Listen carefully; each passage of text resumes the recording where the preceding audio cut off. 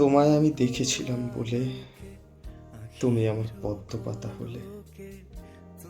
শিশির কণার মতো শূন্যে ঘুরে শুনেছিলাম পদ্মপত্র আছে অনেক দূরে।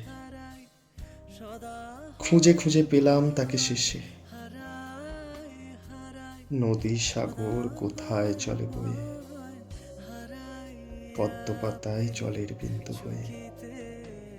জানি না কিছু, দেখি না কিছু, আর এতদিনে মিল হয়েছে তোমার আমার পদ্ম পাতার বুকের ভিতরে সে।